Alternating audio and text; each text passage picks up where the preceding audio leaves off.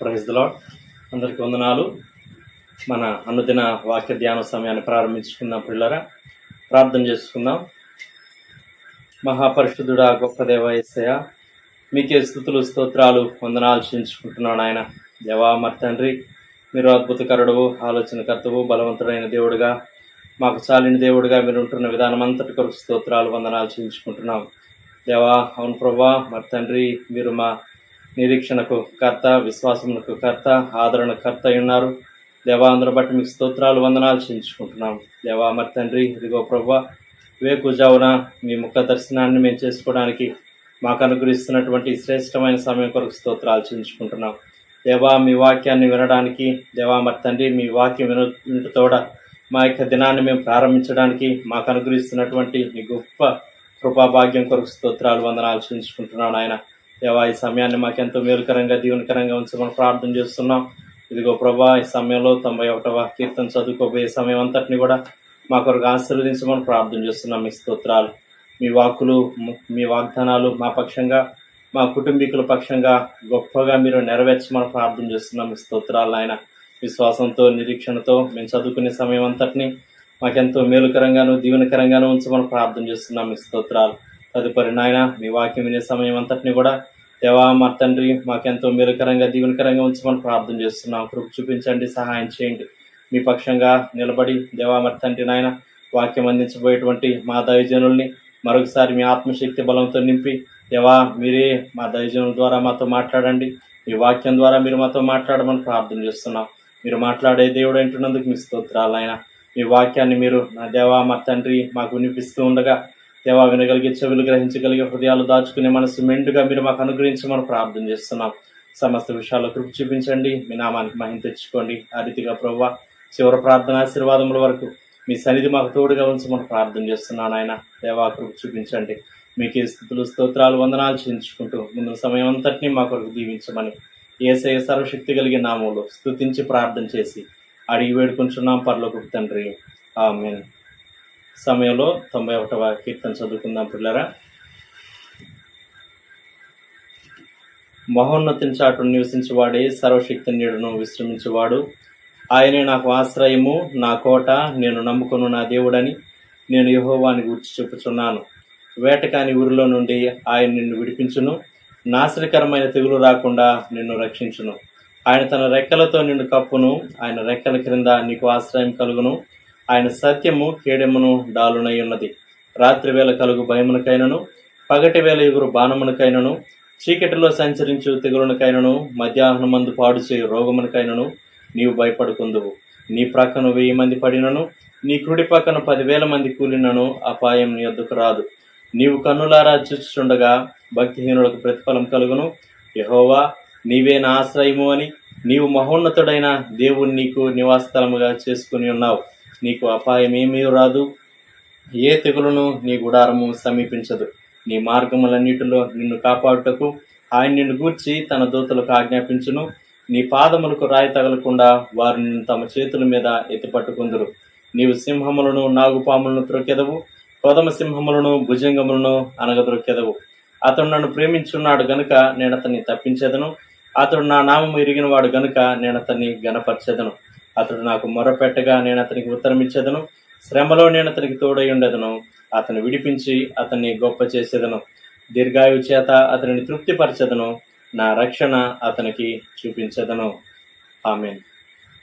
ఈ సమయంలో మనం దేవుని వాక్యం విందాం. పిల్లరా, దైవజనులు ప్రభుదాస్ అంకుల్ గారు వచ్చి మనకు దేవుని వాక్యాన్ని అందిస్తారు. ప్రియమైన వారులారా, ఈ సమయంలో యోహాను రాసిన సువార్త 20వ అధ్యాయం 26వ వచనం నుండి 29 వరకు చదువుకుందాం. The gospel according to Saint John chapter 20 from verse 26.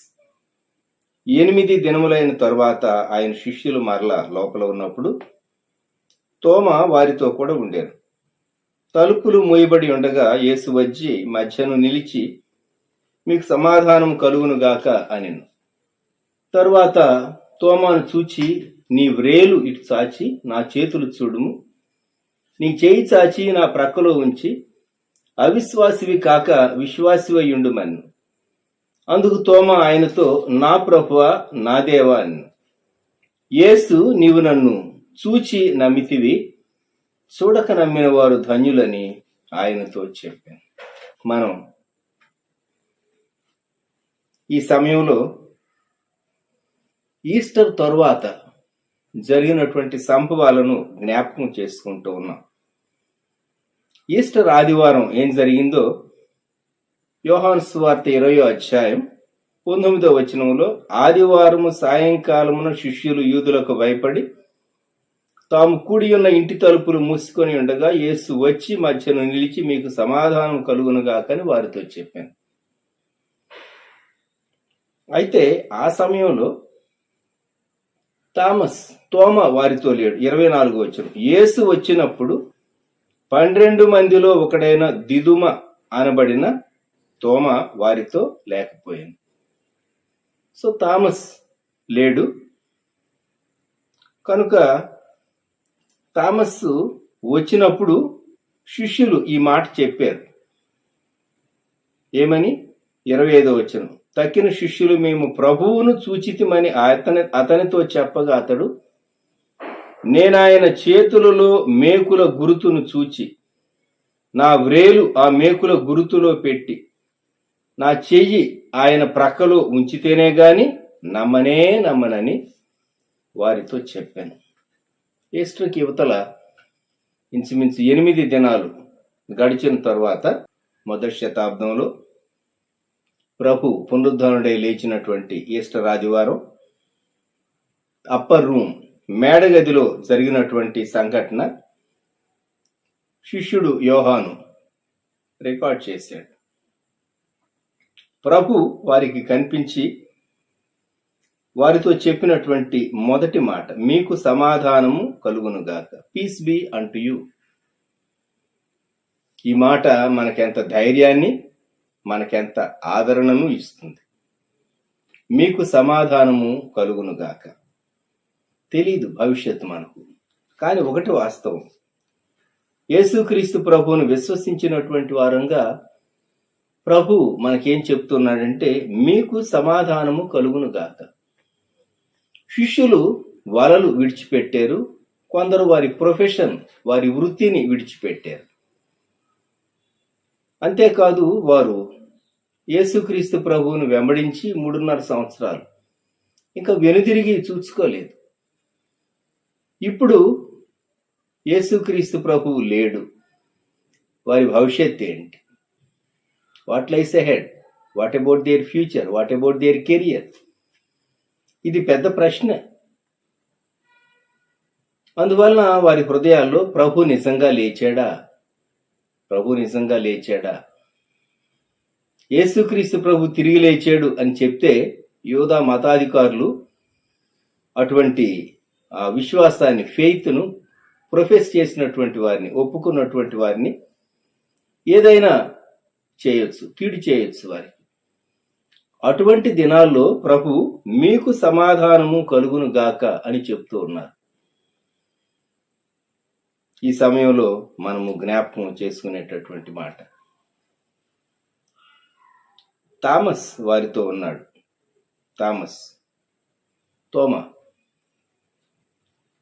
తోమ ఒక విధంగా చూస్తే మన యొక్క ప్రతినిధి అని చెప్పాలి. 21వ శతాబ్దపు వ్యక్తి యొక్క ఆలోచన విధానం అప్పుడే మొదటి శతాబ్దంలో తోమాలో ఉంది. ఏదైనా లాజికల్గా ఎనలైజ్ చేసుకునేవాడు. అంతేకాదు, ఎవరో చెప్పిన దాన్ని బట్టి నేను నమ్మను, నా అంతట నేను చూచి పరీక్షించి అప్పుడు మాత్రమే నేను నమ్ముతాను అనేటటువంటి స్వభావం కలిగినటువంటి వాడు. చూచారా? అంటే చాలా అడ్వాన్స్డ్ థింకింగ్ అన్నమాట. ఏదో బ్లైండ్గా నమ్మను, ఎవరో చెప్పారని నమ్మను. ఇందులో ఇది చాలా ప్రాముఖ్యమైంది. యేసు ప్రభు తిరిగి లేచి అంటే ఎలా లేవగలడు ప్రభు? ఎలా లేవగలడు? మేము ప్రభువును చూచాము అన్నారు మిగిలిన శిష్యులు. మేము ప్రభువును చూచితిమి.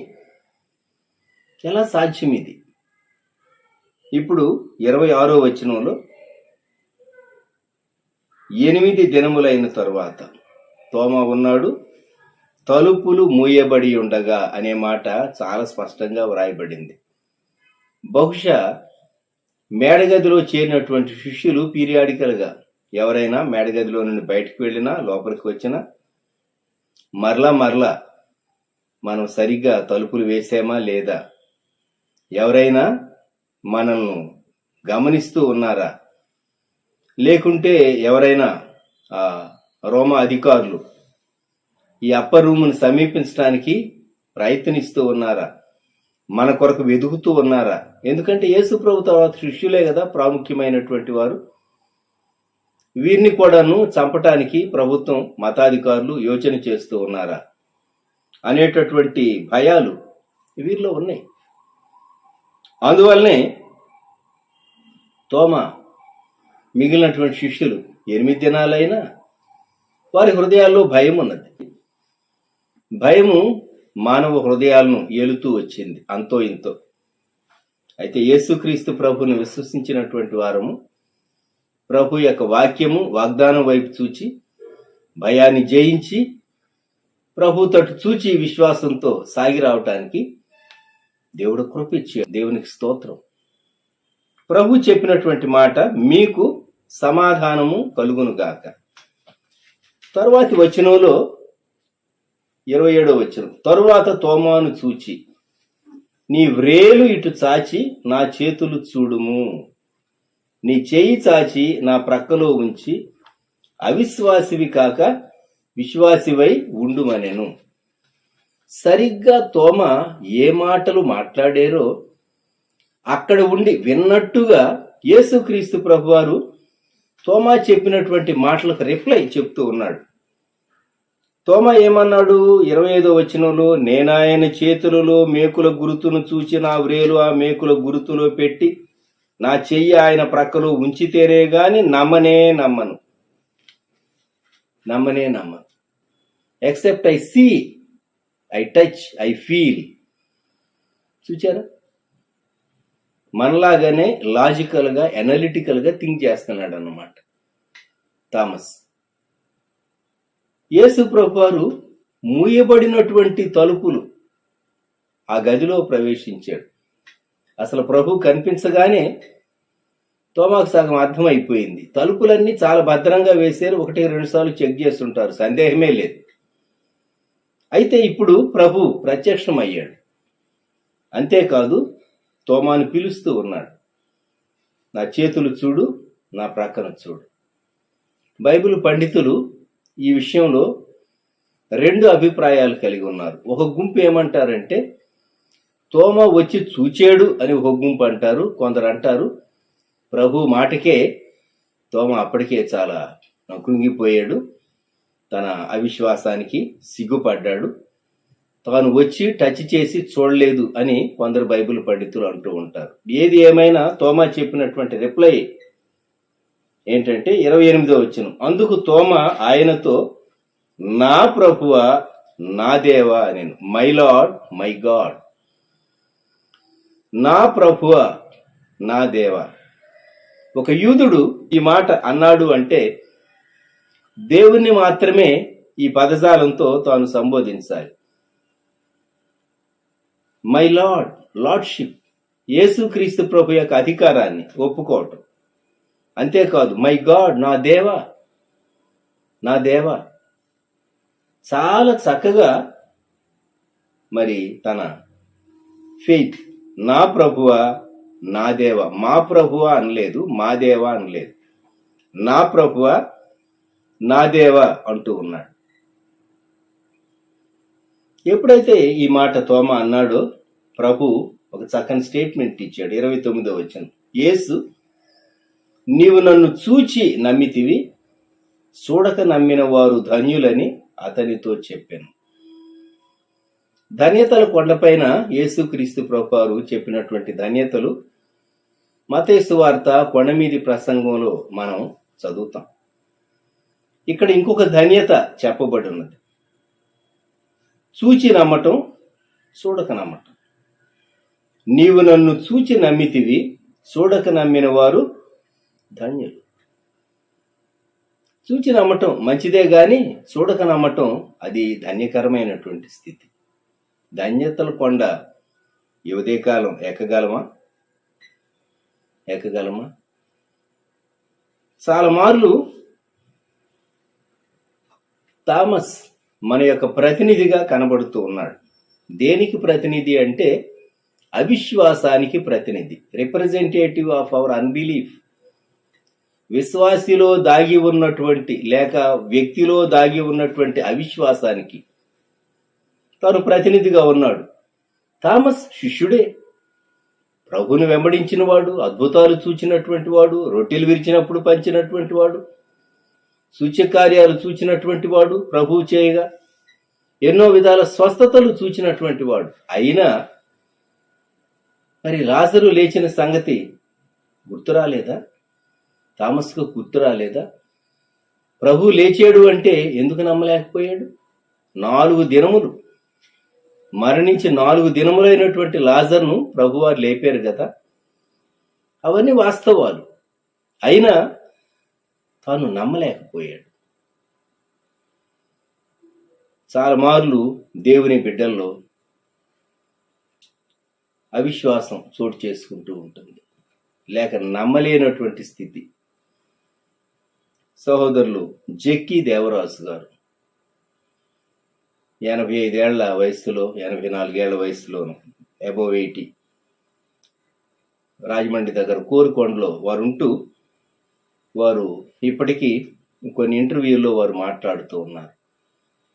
వారు వ్రాసినటువంటి పాటల్లో నా ప్రియ యేసు రాజా ఆదుకో నన్నెప్పుడు అనే పాట. ఈ పాట వారు ఏ పరిస్థితిలో వ్రాసారో 1970 ప్రాంతాల్లో ఆయన చెప్పారు.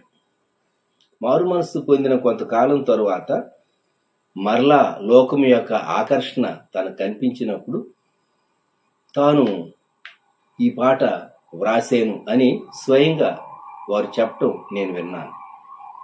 అందులో ఒక చక్కని వచనం, చాలిన నిన్ను నే విడచి కోరితి దీవెనలెన్నో భావనలేమో అరసి వదలితి వాక్యాధారం కల్వరిలో ఆదరించు నా ప్రియ యేసు రాజా ఆదుకో నన్నెప్పుడు.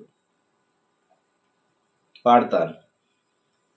చాలిన నిన్ను నే విడచి కోరితి దీవెనలెన్నో, చాలిన నిన్ను నే విడచి కోరితి దీవెనలెన్నో భావనలేమో అరసి వదలితి వాక్యాధారం భావనలేమో అరసి వదలితి వాక్యాధారం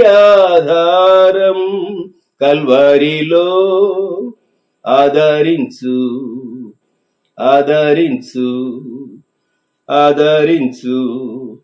నా ప్రియ యేసు రాజా ఆదుకో నన్నెప్పుడు. నా ప్రియ యేసు రాజా ఆదుకో నన్నెప్పుడు.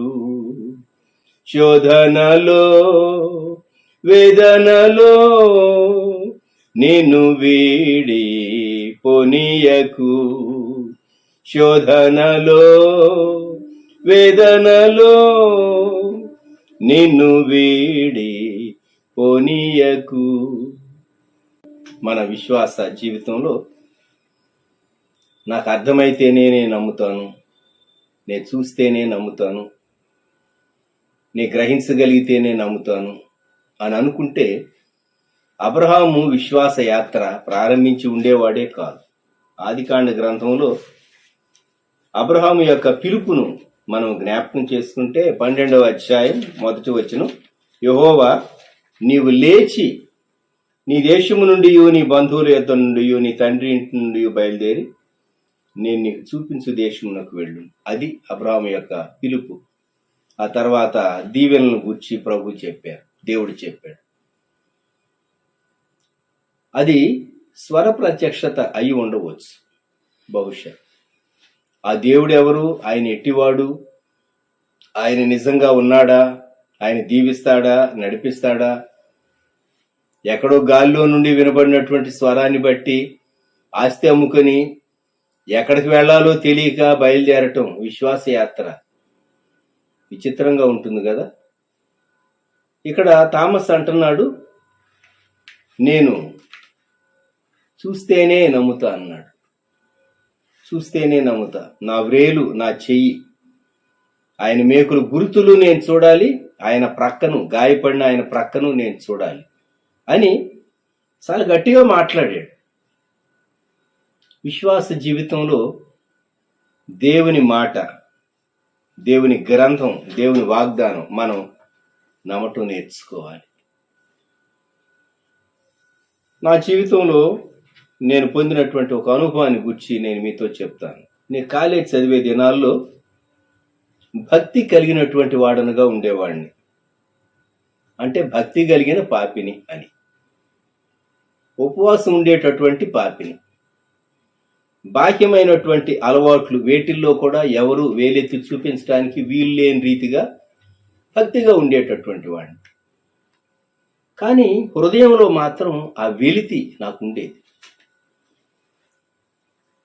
నేను AC college hostel, higher hall అనేటటువంటి హాస్టల్లో ఉండేవాడిని. 1969 సంవత్సరం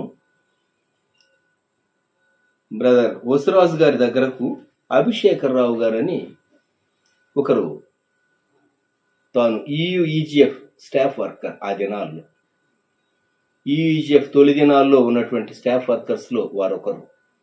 ఒక దినం వారు హాస్టల్కి వచ్చారు, వసురాజు గారి దగ్గరకు వచ్చారు. వసురాజు గారు నన్ను అభిషేకరావు గారికి పరిచయం చేశారు. అభిషేకరావు గారు, నేను నా గదిలో కూర్చుని, వసురాజు గారు వెళ్ళిపోయారు, మేమిద్దరు మాట్లాడుకుంటూ ఉన్నాం. నన్ను ప్రశ్నించాడు, మీరు ప్రభువుని అంగీకరించారా, మారు మనసు పొందారా అని. నేను పొందలేదు అని చెప్పాను. నన్ను అడిగారు, మరి మారు మనసు పొందటానికి, ప్రభువుని అంగీకరించడానికి మీకు అభ్యంతరం ఏంటి? నేను అన్నాను, నేను ప్రభు అంటే నాకు ప్రేమ, ఇష్టం, భక్తి ఉన్నది. వారానికి ఒకసారి ఉపవాసం కూడా చేసేవాడిని. అయితే యేసుక్రీస్తు ప్రభు నీ పాపాలు క్షమించేను అని కనీసం స్వరంతోనన్నా నాకు చెప్పకుండా నా పాపాలు క్షమించబడినవని నాకు రుజువు ఎలాగు అన్నాను. నేను స్వర ప్రత్యక్షత కోరుకుంటూ ఉన్నాను, అంటే భావన కోరుకుంటూ ఉన్నా.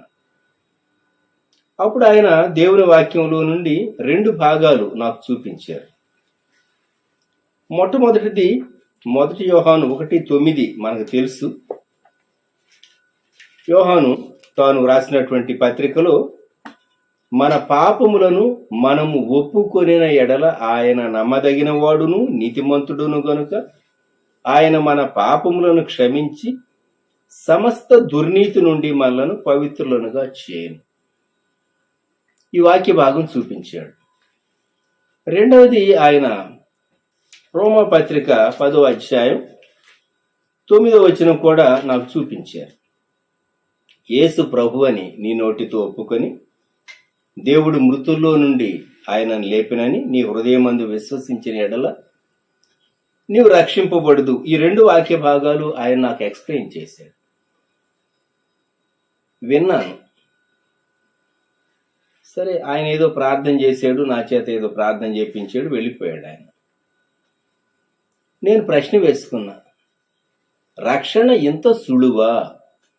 ఈ సాల్వేషన్ సో సింపుల్, జస్ట్ వాక్యం చూసి నమ్మేసేస్తే అయిపోయిందా? ఎలాగ నమ్మగలను? ఇంత సింపులా రక్షణ, ఇంత సింపులా అనేటటువంటి ప్రశ్న నన్ను వేధిస్తూ వచ్చింది. నేనేదో ఒక ఎక్స్ట్రా ఎక్స్పీరియన్స్ కోరుకున్నాను. అది నాతో ఉన్న సమస్య. దానికి కారణాలు ఉన్నాయి. భక్తుల జీవితాలు, వారి జీవిత చరిత్రలు చదివినప్పుడు, కొందరి సాక్ష్యాలు విన్నప్పుడు, దేవుడు ఎలాగూ ఆయా ప్రత్యక్షతలు వారికి ఇచ్చి నడిపించాడో అవన్నీ బాల్యకాలం నుండి వింటూ వచ్చాను. కాబట్టి నాలో ఒక భావం లోతుగా పాతుకుని పోయింది. దేవుడు స్వరము ద్వారా చెప్తే తప్ప నీ పాపాలు క్షమించబడినవని, నేను ఎలాగూ రక్షించబడ్డాననేటటువంటి నిశ్చయితకు రాగలను అని అనుకున్నాను. 69వ సంవత్సరం నుంచి 71వ సంవత్సరం వరకు ఇదే డైలమా, మీమాంస. భక్తి ఉండేది, కానీ నాకు తెలుసు నేను నా హృదయాన్ని పూర్తిగా ప్రభువుకి ఇవ్వలేదని. నేను ప్రార్థించేవాడిని, నా ప్రార్థనలో జీవం ఉండేది కాదు. నేను దేవుని బిడ్డవలే కనిపించేవాడిని, కానీ శక్తి ఉండేది కాదు. అంటే నేను ఎవరికి విట్నెస్ చెప్పేవాడిని కాదు. ఎవరైనా నన్ను అడిగేవాళ్ళు, మీ సాక్ష్యం ఏంటని. ఏం చెప్పాలి? ఇంకా నేను ప్రభువుకు పూర్తిగా హృదయమే లేదు. ప్రభు అంటే ఇష్టము, ప్రేమ. సండే స్కూల్ టీచర్గా చేస్తాను, ఆ పనులు చేస్తా, ఈ పనులు చేస్తా, దేవుని కొరకు ఎన్నో చేస్తా, కానీ నా డిగ్రీని, నా చదువుని నేను ప్రేమించాను. యేసు ప్రభు హృదయం ఇస్తే చదువు మానేసేసి ఆయన సేవకు రమ్మంటాడేమో అనే భయం నాలో చాలా గాఢంగా ఉండేది. ఎందుకంటే చాలా మంది నేను చూచిన వారు, నేను చదివినటువంటి పుస్తకాలు, చదువు వదిలేసిన వాళ్ళు, ఉద్యోగాన్ని వదిలేసిన వాళ్ళు, అటువంటి వారి అనుభవాలే నేను చదివి ఆ భావం నాలో బలంగా నాటుకుపోయింది. అందువలన నేను తటపటాయించాను 71వ సంవత్సరం వరకు. చిట్ట చివరకు కృపగలిగినటువంటి దేవుడు ఒక యూత్ కాన్ఫరెన్స్లో గుంటూరులో జరిగింది. అది డిసెంబర్ మాసం 28, 29, 30 తేదీలు 3 దినాలు జరిగింది. Stall girls high school entrance left side లోపల భారత్ భవన్ అని ఒకటి ఉండేది. దైవజనులు రెవరెండ్ టి మోసెస్ గారు వారు యూత్ క్యాంప్ పెట్టారు. ఆ దినాల్లో యూత్ క్యాంప్ పెట్టినప్పుడు తనకు హెల్ప్గా ఉండటానికి కొందరు లెక్చరర్స్ని వారు తీసుకున్నారు. ఎన్ లాజరస్ విక్టర్ గారని ఇప్పుడు వారు మహిమలో ఉన్నారు. జువాలజీ లెక్చరర్గా ఉండేవారు. వారు ఇంకా కొందరు వారికి హెల్పర్స్గా ఉన్నారు. సిస్టర్ సలోమి అని రెవరెండ్ డాక్టర్ గేరా పీటర్ గారి వైఫ్.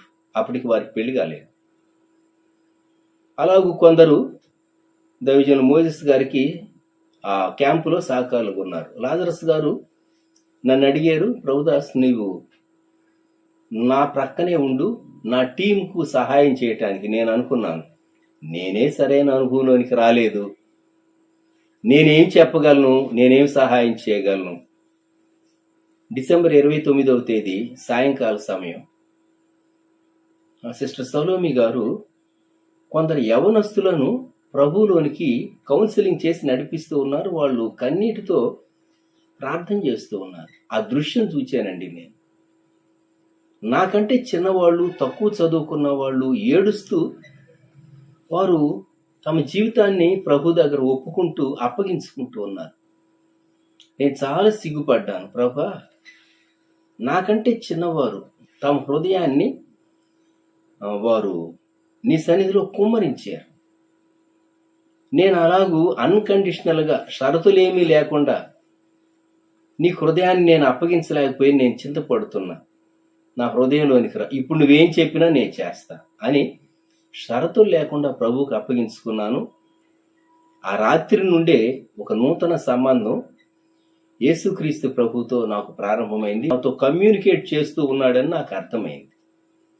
వాక్యాన్ని ఆనాడు 69లో బ్రదర్ అభిషేకరావు గారు చెప్పినటువంటి వాక్యాన్ని నమ్మి ఏదో ఒక అనుభూతి, ఏదో ఒక భావన, ఏదో ఒక ప్రత్యక్షత, ఏదో ఒక స్వరం, దాని కొరకు కనిపెట్టకుండా వాక్యాన్ని నమ్మి ప్రభు నన్ను రక్షించాడని ఈ రోమా పత్రికలో వ్రాయబడినటువంటి వాగ్దానమేమి 10:9, అలాగే 1 యోహాను 1:9 ఇవి నేను నమ్ముతాను ప్రభు అని ఆ రాత్రి నేను ప్రభువుకి అప్పగించుకున్న ఆ సాయంకాలం.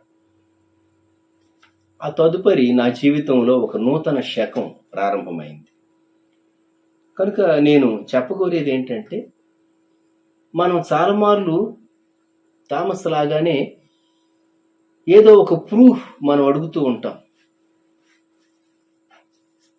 చూచి నమ్మిన వారి కంటే చూడక నమ్మిన వారు ధన్యులు. మనము ఏదో ఒక ప్రూఫ్ కొరకు అడగటం ఒక విధంగా శోధించడం అవుతుందేమో. ఆ తరువాతి కాలంలో నాకు అనేక అనుభవాలు ప్రభు ఇచ్చాడు. నేనేమనుకున్నాను, కొన్ని అనుభవాలు ప్రభు ఇస్తే అప్పుడు నేను నమ్ముతాను అనుకున్నాను. కాదు, దేవుని వాక్యము, దేవుని వాగ్దానము ఉన్నది ఉన్నట్టుగా నమ్మి, చూచి నమ్మిన వారి కంటే చూడక నమ్మిన వారు ధన్యులని ప్రభు చెప్పినటువంటి మాట తోమాతో. మనం అలాగూ ఫెయిత్ ఎక్సర్సైజ్ చేయగలిగితే, నా ప్రభువా, నా దేవా, మై లార్డ్, మై గాడ్, తోమా చెప్పినటువంటి మాట ఈ ఉదయకాలం మన ముందున్నటువంటి దినాలు. ప్రపంచం యొక్క పరిస్థితి ఎలా ఉంటుందో తెలియదు, పరిస్థితులు ఎలా ఉంటాయో మనకు తెలియదు. ప్రభు చెప్పే మాట, మీకు సమాధానము కలుగును గాక. ఇది ప్రభు మనకిచ్చేటటువంటి చక్కని వాగ్దానం, మీకు సమాధానము కలుగును గాక. మనం మన హృదయంలో ఉన్న సందేహాలన్నీ ప్రక్కన పెట్టేసేసి, నా ప్రభువా, నా దేవా అని ప్రభుతో చెప్దాం. You are my Lord and you are my God. ప్రభు వైపు చూద్దామా? ప్రార్థన చేసుకుందాం. ప్రేమగల మా తండ్రి, పరిశుద్ధ ప్రభువా, ఈ సమయంలో మేము వెళ్ళేటటువంటి పరిస్థితులన్నిటిలో సాలినటువంటి దేవుడు అని, ఈస్టర్ తదుపరి 8 దినములైన తరువాత మీరు కనిపించి ప్రత్యేకంగా తోమా యొక్క హృదయమును స్థిరపరచుటకు, తనలో ఉన్నటువంటి అవిశ్వాసాన్ని తొలగించడానికి మీరు కనిపించి ప్రేమతో మాట్లాడి తన అవిశ్వాసాన్ని తొలగించి తన విశ్వాసిగా మార్చినందుకు, స్థిరపరిచినందుకు స్తోత్రాలు.